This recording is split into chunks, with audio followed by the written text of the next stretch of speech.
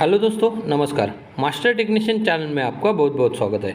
दोस्तों, अगर आप इस चैनल पर नए हो या फर्स्ट टाइम विजिट कर रहे हो तो इस चैनल को सब्सक्राइब जरूर करके रखना और नोटिफिकेशन के लिए ऊपर ऑल ज़रूर सिलेक्ट करके रखना ताकि हमारी नई नई इन्फॉर्मेशन आप तक पहुँचती रहेगी।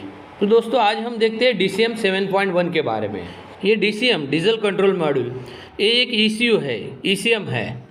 ये ECM आपको ज़्यादातर जिन जिन गाड़ियों में डेल्फी का फ्यूल सिस्टम लगा हुआ है वो गाड़ियों में ये ECM लगा हुआ मिलेगा। जैसे कि आप देखेंगे intra V30, intra V50, intra V70, ये टाटा की गाड़ियों में, या जेनॉन, विंगर और 407, 410 इन मॉडल में भी आपको ये ECU लगा हुआ मिलेगा। अगर ये ECU गाड़ियों में लगा हुआ है और वो गाड़ियों में स्टार्टिंग प्रॉब्लम की दिक्कत रहेगी तो आपको ये इन्फॉर्मेशन बहुत हेल्पफुल रहेगी। तो देखिए, ये ECU के अंदर दो सॉकेट है, उसमें से एक सॉकेट को हम A सॉकेट कहेंगे और दूसरे सॉकेट को B सॉकेट कहेंगे।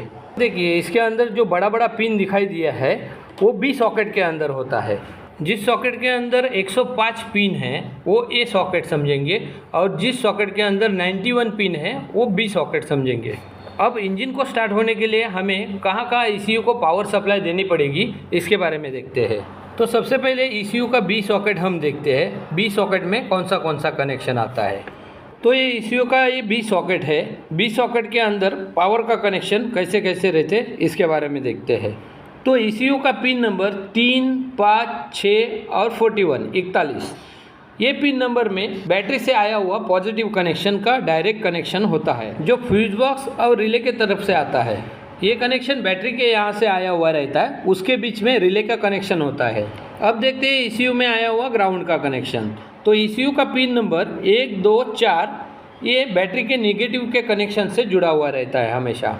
उसके बाद अब इग्निशन की स्विच का कनेक्शन देखेंगे तो इग्निशन की स्विच जब हम ऑन करते हैं तो पहला एक्सेसरीज होता है और दूसरा ऑन। जब ऑन को हम ऑन करते हैं तब ECU के पिन नंबर 64 में वो कनेक्शन चला जाता है और ECU वेकअप हो जाता है। उससे क्या होता है, 87 नंबर पिन से मेन पावर रिले होता है जो EMS रिले होता है उसको ग्राउंड सप्लाई हो जाता है और मेन कनेक्शन बैटरी की तरफ से आया हुआ वहाँ पर रहता है, इसलिए वो एनर्जाइज होता है। रिले को एक्टिवेट करके सेंसर्स एक्चुएटर्स के लिए कनेक्शन चालू हो जाता है। उसी के साथ ECU मीटरिंग वाल को भी जितना चाहिए उतना ग्राउंड का कनेक्शन देता है।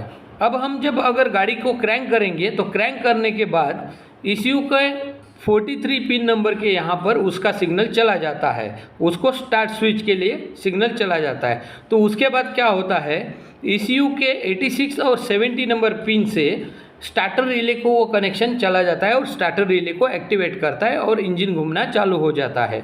अब इंजन स्टार्ट होने के लिए ECU को दो सिग्नल की ज़रूरत होती है, एक क्रैंक सेंसर की और दूसरा कैमशाफ्ट सेंसर की, कैमशाफ्ट पोजीशन की।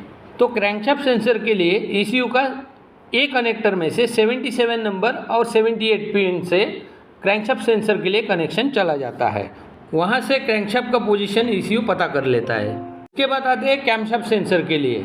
तो कैमशाफ्ट सेंसर के लिए पिन नंबर 58, 76 और 43 ये पिन नंबर से ECU पता कर लेता है कैमशाफ्ट का पोजीशन क्या है। इन सब कनेक्शन से ECU को सिग्नल मिलने के बाद ECU इंजेक्टर में फायरिंग ऑर्डर के अनुसार इंजेक्ट करने के लिए वहाँ पर सप्लाई भेजते रहता है। तो इंजेक्टर के लिए 23 और 2 नंबर पिन एक नंबर इंजेक्टर के लिए, 65 और 86, 65 और 86 पिन 2 नंबर इंजेक्टर के लिए और 64, 85 नंबर पिन 3 नंबर इंजेक्टर के लिए और 22 और 1 नंबर वाला पिन वो 4 नंबर इंजेक्टर के लिए होता है।